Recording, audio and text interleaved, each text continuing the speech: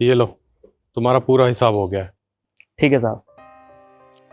हलवाई के पैसे तुमने दे दिए, अपना हिसाब कब करोगे? यार शिखा, तू पागल हो गई है क्या?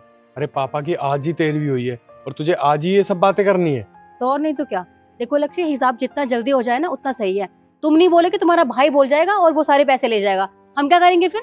देख, मेरा ना दिमाग खराब मत कर। मुझे कुछ नहीं चाहिए और ना मुझे कोई हिसाब करना है। तुम करो ना करो, लेकिन मुझे पूरा हिसाब चाहिए लक्ष्य। और अगर हिसाब नहीं करोगे तो मैं घर छोड़ के चली जाऊंगी। पैसे कोई पेट पे नहीं उगते हैं, तुम छोड़ के चले जाएंगे हम। अच्छा ठीक है, मैं करता हूँ बात। जल्दी।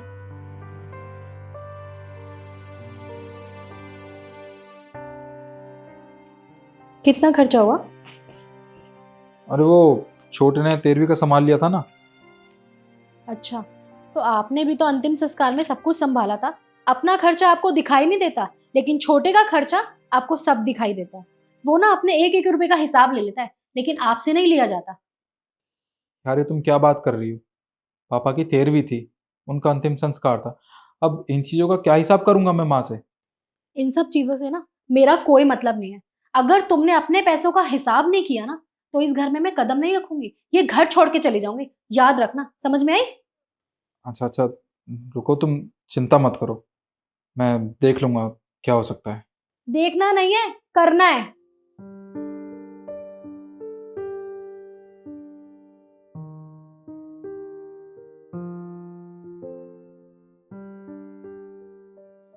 ठीक है माँ, हम चलते हैं। ठीक है बेटा। अपना ध्यान रखना माँ। हाँ।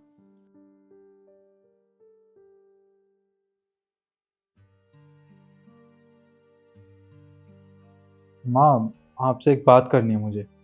हाँ बेटा बोल, क्या बात है? माँ, वो पापा के अंतिम संस्कार में ना मेरे 50,000 रुपये खर्च हो गए थे। आप तो जानती है ना, तो मेरा कार लोन भी चल रहा है, बच्चों की फीस, घर की ईएमआई, ये सब जाते हैं। तो फिलहाल मेरे पास ज़्यादा पैसे नहीं बचे।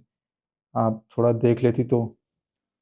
और माँ, वो 13वीं में भी मेरे 40-50 हजार रुपये खर्च हो गए थे, तो मेरा हाथ भी थोड़ा सा तंग चल रहा है।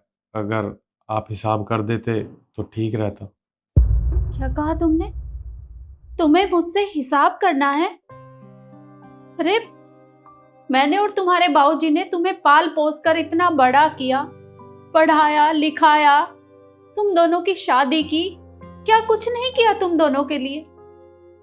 क्या हमारा खर्चा नहीं हुआ? अरे, हम दोनों ने आज तक तुमसे कोई हिसाब नहीं मांगा, और आज तुम दोनों इतने बड़े हो गए हो कि मुझसे हिसाब मांग रहे हो।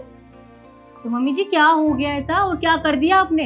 हर माँ बाप अपने बच्चों के लिए करते ही है, आपने कौन सा बहुत बड़ा एहसान कर दिया? हद होती है। देख लिया अपनी माँ को कैसे सुना रही है।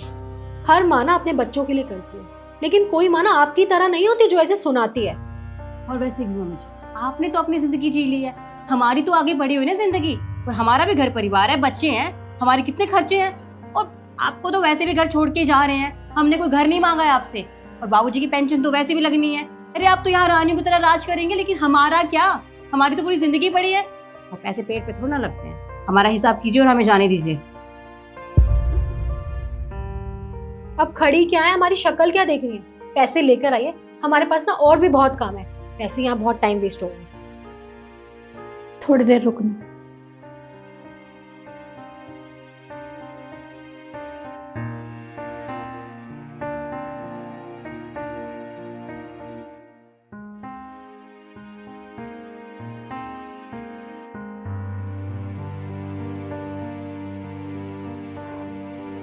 ये लो तुम्हारे 50,000,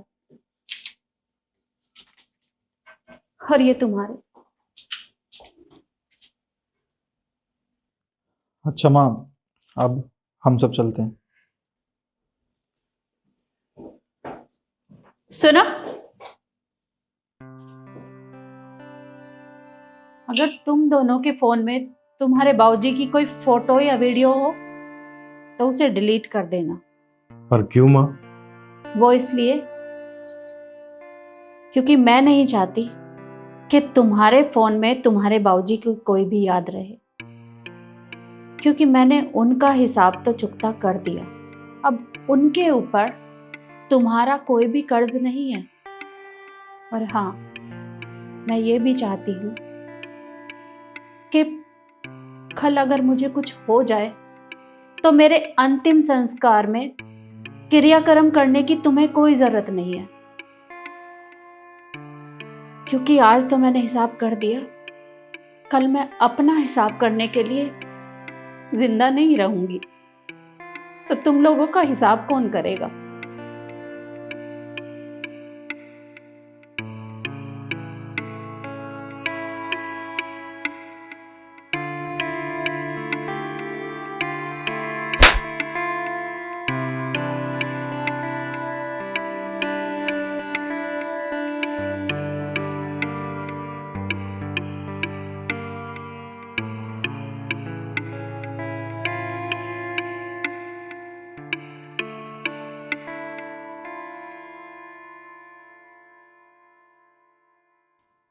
माँ, आप रो मत, हमें माफ़ कर दो, हमसे बहुत बड़ी गलती होगी, आप रो मत।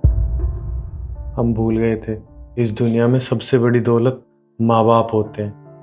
प्लीज़ माँ, हमें माफ़ कर दो, हमसे बहुत बड़ी गलती हो गई।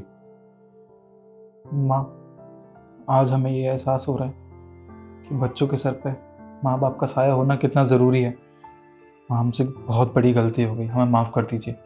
हम दोनों आपसे वादा करते हैं, अरे जिसको इस घर से जाना है वो जाए, हमें उससे कोई फ़र्क नहीं पड़ता, पर हम दोनों हमेशा आपके पास रहेंगे, आपके साथ रहेंगे। सच? हाँ माँ।